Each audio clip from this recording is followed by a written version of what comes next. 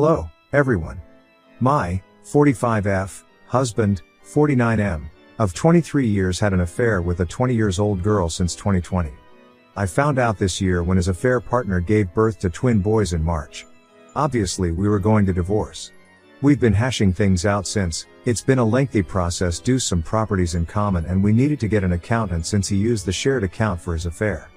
Finally things seemed to be getting close to the end when both my husband and the woman he cheated with were killed in a car crash. By some miracle the twin babies were not harmed in the crash. Now they are orphaned and neither set of grandparents can take them in permanently. My husband's parents are both in assisted living. He has no siblings and the only aunt that could take them refuses. She's been child-free her whole life. On the woman's side, I'm not sure the details in full, but her parents are also not able to be involved long-term, and the one sister she has lives overseas. Since we were still married and he had not updated his will, all his assets are set to pass to me and our two children. I'm not callous enough to leave those babies with nothing, so I agreed to let whoever is their legal guardian to have the remaining balance in the shared account. About $25,000 in savings. The issue is no one wants to take them in. Now my in-laws are pressuring me to take them in and raise them. The issue is, I don't want to. At all. I wouldn't love them and I don't want to be the evil stepmother. But I know a big part of me will always have a level of resentment towards them. I will probably favor my own children. It's not their fault, but I truly loved my husband and I thought we were happy before I found out about the affair. We have two daughters, 14 and 16. Obviously we had disagreements, but never insulted each other's before. Then I found out about the affair and he began calling me names and blaming me for his cheating. He became abusive and even tried to kick me of the house, my childhood home that is not shared property for the record. I'm also raising teenagers alone now. I don't have the energy to raise babies anymore. My daughters hate their baby brothers. I tried to get them to spend time with their dad as we were divorcing, but they refused. Since this all was found out because of the babies, there wasn't really a way to sugarcoat the situation. And they are also too old to really get away with it. Most of my friends agree it's not my place to care for those children, but my in-laws, the affair woman's parents and my mother want me to raise them.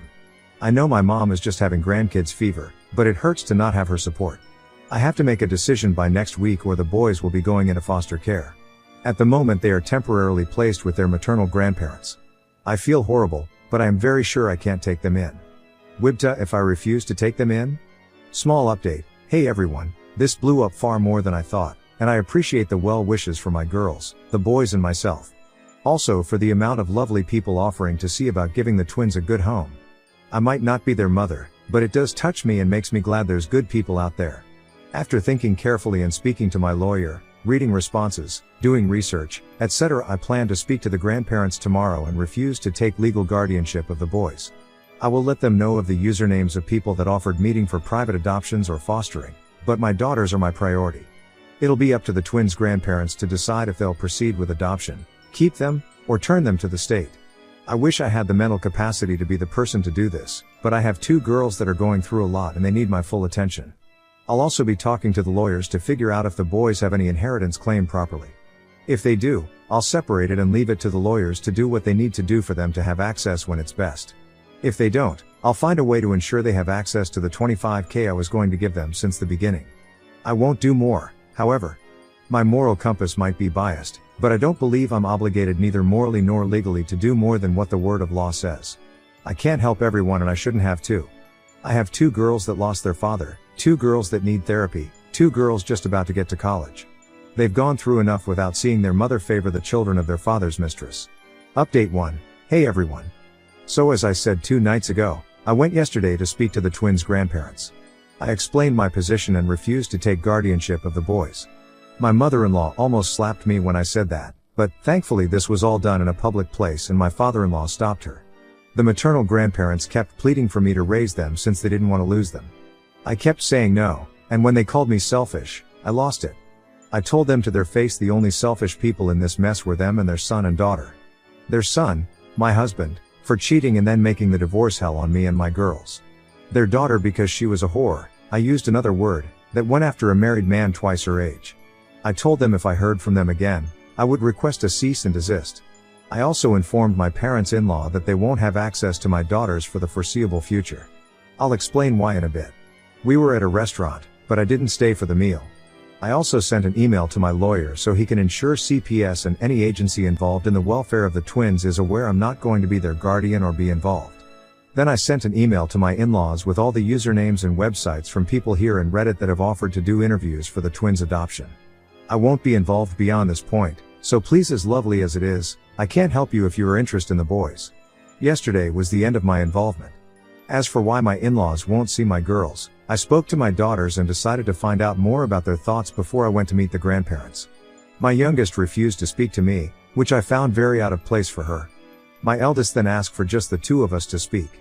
That's when she explained that my in-laws had been going on about how the girls need to get ready to go to public school instead of their private school and to get jobs right out of high school, since I will have to provide the twins with private schooling and college money. Apparently they also were told to start moving their stuff to share a room. My girls have separate rooms, since the twins need more space. This was not known to me. Mostly cause that would never happen. Apparently my in-laws have been basically bullying the girls because the babies take priority. Yeah, that's not happening. I told the girls that their grandparents have no say in where they go to school, their college funds, or how the rooms are set in our house. Also that I do agree they could use a part-time job during college and maybe a scholarship, but their tuition will be paid. I told them not to blame the babies for the stupidity of the adults. They told me they understand, but they still don't want to interact with their brothers for now. That for now part gives me hope they'll get through things. For now we're going to do some changes in the house. The girls and I both don't like there's still an office space that my husband used. We're going to make it into a gaming room for all of us. I plan to take down some pictures that have my husband in them and put them in albums for the girls. We just want to make the house more ours. As for people wondering why my girls wanted nothing to do with their father, my daughters were the ones that discovered the affair and told me when my husband took them to meet the twins at the hospital. He had asked them to keep it secret, but my girls told me. After that, my husband began treating them horribly too. He burnt all bridges with the girls. Very tiny update, since there's some people who keep harassing me in PMs. I spoke to a lawyer on Monday. The boys have no inheritance claim until a DNA test is done. After that, their only claim is against my in-laws. The shared account is not considered my husband's individual property, so it's mine. Same with the lake house. Since he had a personal savings account and a life insurance, which went to his parents, that will be the only thing the boys could claim. Obviously this can be changed if it goes to trial, but the lawyer told me with how little my husband left my girls and I, there's very little chance a judge will demand our assets. The lawyer also recommended me to completely end the idea of sharing any money with the boys. That could be used against me to claim I'm taking fiscal responsibility for them and should be considered to be their guardian. I'm dividing the money from the shared account for my daughter's college tuitions. I'm still unsure if I'll sell the lake house or not, but neither the girls nor I are attached to it. Now, please leave me alone about the boys' inheritance. Sad as it is, my husband messed everything up for his children. I'm not responsible for them, nor do I have to sacrifice my assets to set them up for a better life. Update 2. There's some good news and some annoying news. The good news is the boys were safely retrieved by CPS from their maternal grandparents and will be placed in foster care until a permanent arrangement is made. I found out when it happened, since their grandparents, and my mother, came to scream at me at work. In all honesty, I'm glad this happened at work and not at home. It's made me consider moving, since I don't want my daughters exposed to any of this. An annoyance I had very soon after was getting a call about my inquiries into fostering and adopting. Apparently my information was sent to CPS as someone interested in fostering the twins and eventually adopting. I immediately explained the situation between the grandparents and me, and the operator was speechless at first. She apologized for the situation and told me she would make sure I wasn't bothered about the process. I also got served this morning. My in-laws are suing for grandparents' rights. They are also suing for custody. Apparently they are planning to leave their assisted living, which they really shouldn't, to buy a house that allows kids to get the twins back, and now also want custody of my daughters. My personal lawyer immediately gave me some instructions I won't share to safeguard myself and my daughters from some risks during a possible custody battle. My lawyer and I both suspect my in-laws want the girls to parentify them as caretakers for the twins, since my in-laws have mobility limitations. It will be a cold day in hell before that happens. I don't see CPS placing the boys with them to begin with. Not all is bad news. I'm starting therapy next week, and my eldest daughter is once again speaking about the colleges she wants to go to. We still haven't really talked about their father or have them agree to visit his grave. I myself haven't gone there, and I'm trying really hard to get used to not calling him my husband anymore. I had nothing to do with the funeral plans aside paying bills, and from what I heard his parents had the epitaph, "Devoted and beloved husband, father, and son" written on it. I find it a joke. I know it's bad to hold to so much anger and resent, but as soon as I have time, I plan to change his tombstone to remove husband and father. It might sound petty, but I refuse to speak well of a cheater and abuser just because he's dead. My daughters deserved better, and so did I, and for anyone complaining about me changing the tombstone, I paid for everything at the end. So, stick your complaints you know where. I don't think I'll post another update until the whole mess with the grandparents' right lawsuit is resolved. So to the kind people that have sent support to me and my daughters, thank you so much. Maybe I'll have good news in the future, but for now I'm going back to my old Reddit account. Additional info: can Oop take the twins in temporarily? Or until at least a family member can step in? Oop, I don't want to take them even temporarily. I'm 45. I'm tired. I work full time. I don't have time for babies. I don't even have a babysitter anymore. My girls are old enough to be home alone after school until I finish work. I can't do that with babies, and I can't ask them to babysit them. They have after school clubs and like to go out with friends. I don't want them raising babies. I can't take them. I can't even pick them up. They are innocent, but I can't do it.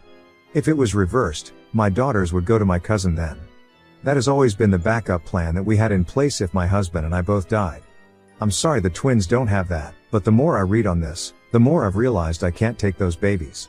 Oop on encouraging her daughters to have a sibling relationship with their half-brothers. Oop, I've tried, but they are teenagers who understand what cheating is. I won't force them to have a relationship with the babies if they don't want it. Therapy for Oop's daughters regarding the affair and aftermath. Oop, I have my girls with a therapist, and this was brought up. The girls despise the babies. It's not the baby's fault, I know. But the girls are angry and they are pointing fingers. I don't want to put more stress on them. Oop on the inheritance left for the family members from her husband's will. Anything for the twin boys? Oop, the properties in the will were left on my name. The only shared property is a lake house that is currently on sale. If the will is contested, I will happily divide it. As it stands right now, I don't have to give anything. And no, it wasn't 50-50. He cheated and the divorce left me with a majority of asset per our prenup. That's the half of what he owned. The family home was mine before the marriage. The cars are getting sold and put for my daughter's college per his will. The $25,000 and half of that lake house was his assets. His personal bank account balance went to his parents, per his will. There's no assets for them based on the will. The only asset they would get is what I offered to give them, the $25,000, and they could contest part ownership of a lake house. I'm sorry, but I'm not going to go beyond that. I was the higher income in my marriage, and in the divorce I was getting most of the assets. My daughters are about to head to college. I feel for them, but I won't have my daughters' quality of life suffer. Also bold of you to assume my daughters are expected to love them out the bat. They are going to therapy and it's up to them if they one day want to be in their half-brother's life or not. I won't pressure them. I hope they learn not to hate them and at least see them as innocent in all of this, but they won't be forced to see them as family. I'm following the instructions strictly as the lawyers, my divorce lawyer and the lawyer in charge of the will give. I won't do anything beyond the word of law as I'm advised by counsel. Also irrelevant if I deserved a loyal husband. My daughters deserved a better father. The twins will get only what the law dictates. Update 3, October 17, 2024. Hey everyone, some people have been asking me for updates, and to be sincere, I had nothing until today. To start things, cousins from my ex-husband's side of the family took the boys in. I know them, they are lovely and I know they'll give the twins a great life. The new parents, calling them Matt and Kim, talk to my daughters and let them know if they ever want to reach out to their half-brothers, they just have to call. Otherwise, they can just see them as distant cousins. My girls thanked them, but insisted they don't really want a sibling relationship at this time, but that maybe as cousins it will be okay.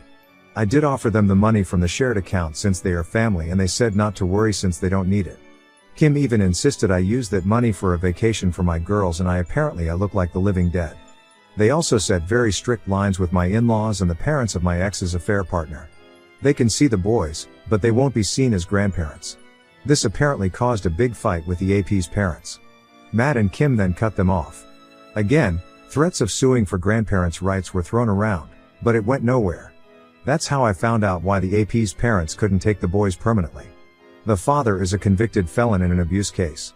I won't share the details out of respect, but if what Matt and Kim told me is true, I'm glad the boys won't grow up with that man as an example. The only reason his wife had temp guardianship was because of the sudden death of the parents and the process to find a relative to raise the boys. She would have had to live away from her husband to allow permanent custody, and she wasn't willing to do so. My ex-in-laws did figure threats were not going to work, so they agreed to be great uncles instead. Good for them, I guess. They now want me to let them live with me and the girls since they left assisted living recently and now the place they were in doesn't have opening. This place has a long wait list and the only reason they got in originally was because my ex and I offered to pay 5 years in full. They still had 2 full years paid left and I was going to pay for them. After everything they put my daughters and me through, I'd rather burn money in a grill than spend it on them. I know they want my girls and I to be their caretakers. I won't even consider it. My daughters have their paths to follow and in all honesty, I want to consider meeting someone new. I know it sounds like I'm moving on too quick, but I've been working to move on since I found out about the affair. I don't think my ex deserves me to go through a mourning period. I already mourned our relationship. At least that's what my eldest daughter said, funny enough. She's been encouraging me to go out and meet someone. We still have that custody lawsuit from my ex-in-laws going and a few other issues that I will update when I have more, but I wanted to at least let everyone know the boys are safe and together. Comments where Op has replied, Commenter 1, you and your daughters sound actually really well adjusted. I'm glad the boys landed in a safe place and can still have some sort of friendly family relationship with their half-sisters. I think this is beyond my best expectations for this event, and I am happy for everyone. Especially for the soon-to-be homeless/not in as nice a home ones. They should be well enough monetarily to afford a new place, so they'll be fine. They might be horrid, but if they were to go homeless, I would put the money to at least get them a relatively comfortable facility. It's really up to them what they do now, though. Commenter 2, so how come your ex-in-laws left their prepaid accommodation? Did you get the 2 years of unused rent back? That's a lot of money. Nope. They signed off on the money since they were in a hurry to do their whole custody plan. I'm talking with a lawyer to see if we can recoup the money, but very unlikely since the breach was done by my in-laws. And yeah, about $180K. Oh, I absolutely agree. My ex-Phil is pretty much blind and has a bad knee. He can barely move. My ex-Mill has back issues. Both of them are also diabetic and have other issues that in all honesty makes it impossible for them to live alone. Wherever they go, a caretaker is a must. It's why my ex and I looked for a good facility. If they had not received my ex's personal savings and life insurance, I would feel obligated. But they received a lot of money from him. Enough to live comfortable if they don't squander it. Now, if they do squander it, it's on them. Again, the hypothetical scenario would be if they were without means from the get-go.